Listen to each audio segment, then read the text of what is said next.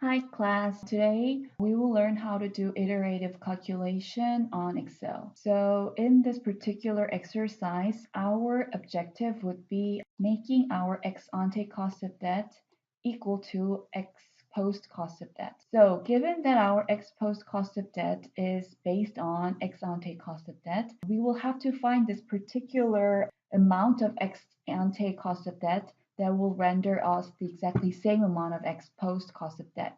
If we wanted to do that manually, we would have to go through a tremendous amount of trials and errors. But luckily, your Excel will help you find that amount within a second if we just turn on the iterative process on Excel. So to do that, let's just go to File, Options, and then in this dialog box, go to Formulas and turn on Iterative Calculation by clicking Enable Iterative Calculation and say OK. Now you're ready to do the calculations, so let's just go through this problem step by step. The first thing you'll need to calculate is the debt amount, and the debt is debt ratio times the total assets. And debt ratio is given right on the first column. You multiply it by the total assets, but total assets will be this one cell throughout, so you will have to fix it with F4. Say OK. And why don't you copy and paste to the end of the column and fill this without formatting. Okay. And now it's time to do ex ante cost of debt. At the end of the process, it will be changed, but at the moment, for starters, why don't you experiment with any random number? So assign any number you like,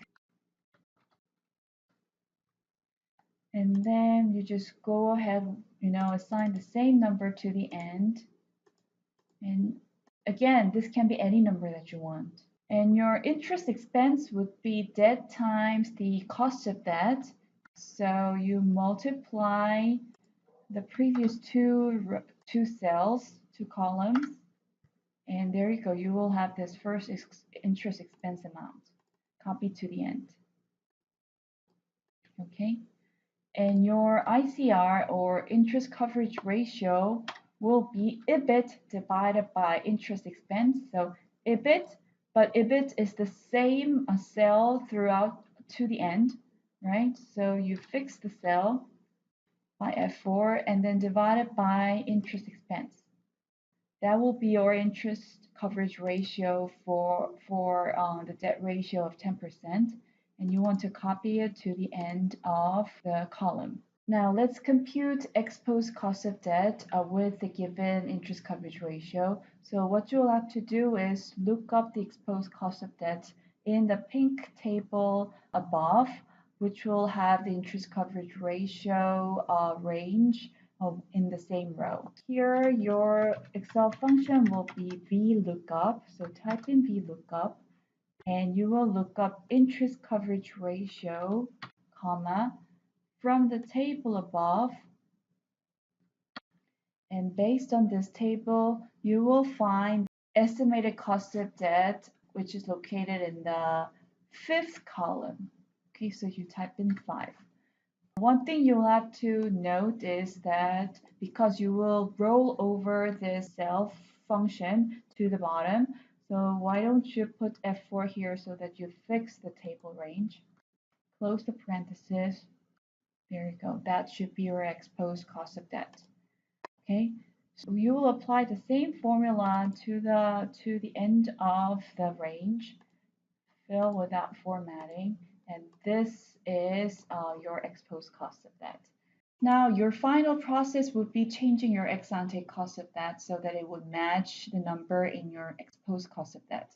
Normally, if you wanted to do that, you would have to go through multiple trials and errors. But here, now that you have turned on the iterative calculation process, you don't have to do anything more, but Excel would do it for you. Here, you would just have to change the formula so that it will be exactly the same as ex post cost of debt.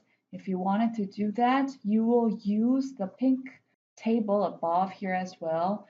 But then your lookup key here would be estimated cost of debt. But what you notice here is that your estimated cost of debt is listed in a descending order. So formula VLOOKUP will not be available to you. So what you will have to do is you will use a different formula, which is lookup here, and then open your parentheses. First number would be 2 or any number bigger than 1, and put comma, and the next variable will be 1 divided by, open your parentheses, and choose your lookup key. So it will be, your lookup key range will be estimated cost of debt. So you just choose these area. Don't forget your F4 so that you are fixing your range. And then will be equal to ex post cost of debt.